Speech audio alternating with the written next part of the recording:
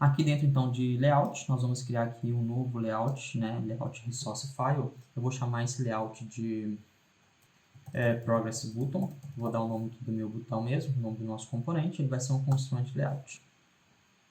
Deixa eu só tirar aqui agora para a gente poder ter um espaço maior de visualização. E aqui, então, nós vamos criar agora o layout da nossa view customizada. Então, a primeira coisa que eu tenho que ter aqui é o seguinte.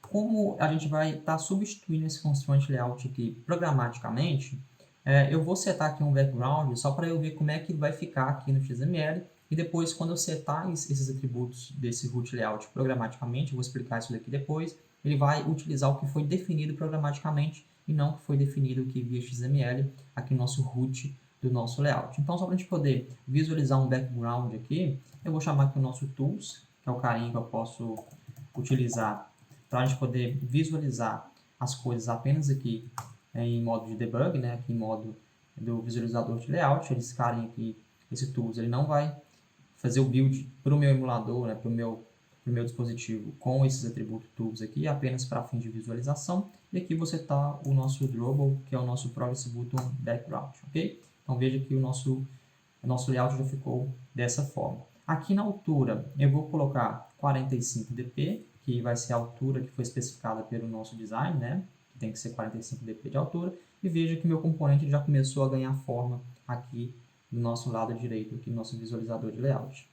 E agora, o que tem que ter o nosso botão? O nosso botão ele tem que ter um título, correto? E como nós estamos criando uma view customizada, né, nós temos que informar aqui, né, colocar um componente aqui dentro da nossa view customizada que vai representar um título aqui do nosso botão. Então aqui eu criei um componente TextView, né, com altura e largura vai ser do tamanho que for necessário, né, wrap content. E agora eu vou setar os outros atributos aqui e daqui a pouco a gente volta aqui para poder explicar. Ok, então eu criei aqui meu TextView, coloquei alguns paddings aqui, coloquei para poder colocar todas as letras em maiúsculo, coloquei a cor, e setei aqui também as constraints do constraint layout, e aqui no tools, né, o atributo de texto do tools, eu coloquei button, porque a gente vai setar esse valor aqui programaticamente, tá? Não vai ser fixo o título do botão para todas as telas, então cada tela vai poder setar o título daquele botão específico que está naquela tela, ok? Então por isso nós não vamos setar esse atributo aqui, porque nós vamos defini-lo programaticamente. E eu defini aqui também um ID, porque nós vamos precisar recuperar este componente aqui para poder setar um valor nele, ok?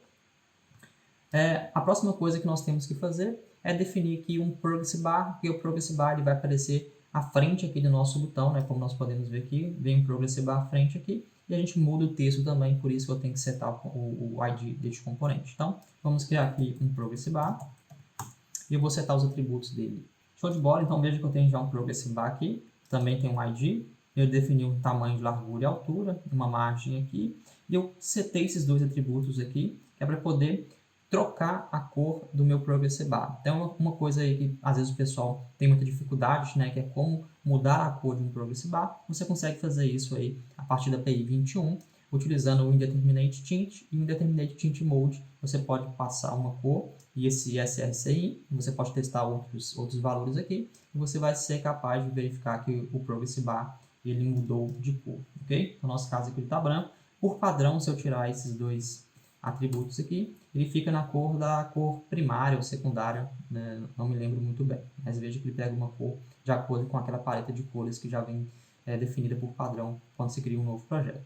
Então, como eu quero utilizar na cor branca, eu simplesmente troquei a cor dele aqui, beleza? Então, nós já temos o layout do nosso botão customizado, criado. O nosso próximo passo agora é criar de fato a nossa classe que vai fazer o inflate desse layout XML e onde vai conter toda a nossa lógica aqui por trás desse botão, beleza? Então, abrindo aqui a estrutura do nosso projeto, eu vou criar aqui um novo arquivo Kotlin, vou criar aqui um novo Kotlin Class of File, vai ser uma classe mesmo, e vou chamar essa classe aqui de Progress Button, ok? O nome vai ser o nome que você quiser.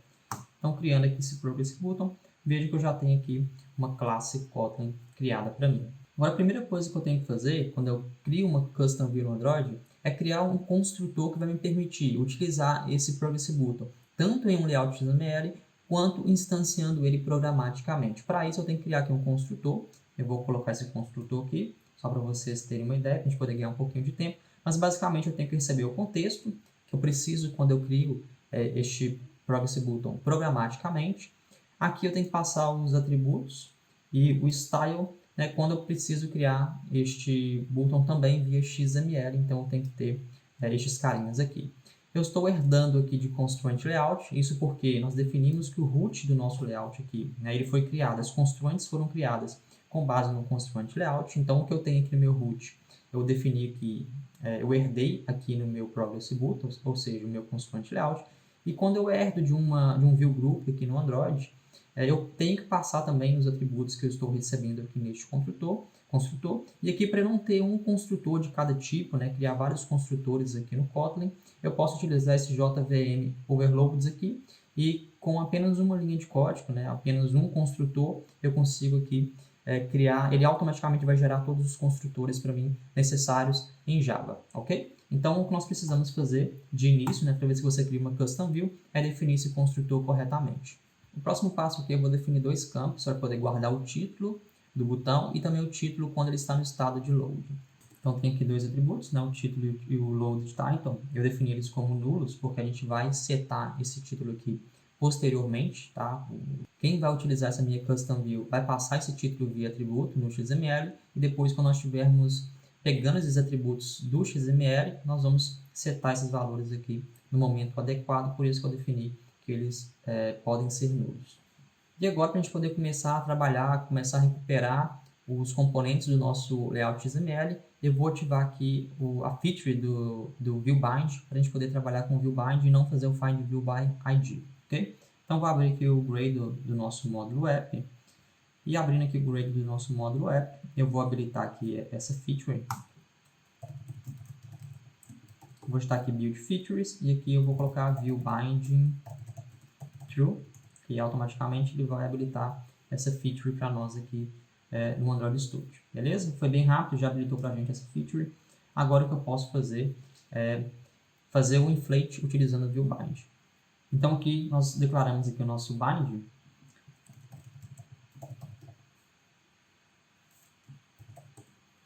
Só fiz o import aqui. Então o nosso bind ele vai ser o progress button bind, ponto inflate. Vamos chamar o nosso layout inflate ponto from, passando o contexto que nós temos aqui. Passamos o parent, que é this, que vai ser o root, vai ser esse custom view que nós estamos criando aqui, esse constraint layout.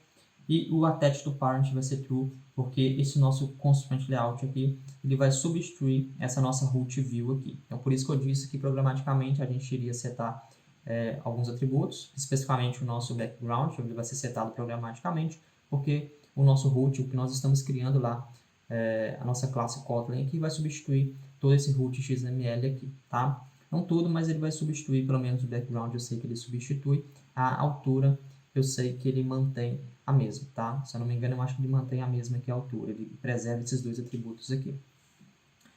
Então aqui nós já temos o nosso bind, e agora vamos começar a fazer algo mais legal aqui com a nossa view customizada. Aqui nós vamos chamar o nosso init, deixa eu só diminuir um pouquinho o tamanho da fonte para ficar melhor. Acho que vocês conseguem ver, ok? Eu vou chamar aqui o nosso init, tá? Que vai ser chamado assim que a nossa view for criada.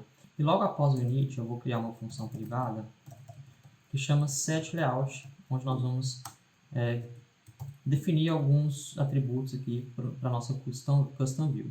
E o que eu preciso receber aqui no nosso setLayout é esse carinha attribute set aqui, que é o conjunto de atributos que nós vamos utilizar esse carinha para poder recuperar os atributos customizados que nós vamos estar criando agora, beleza?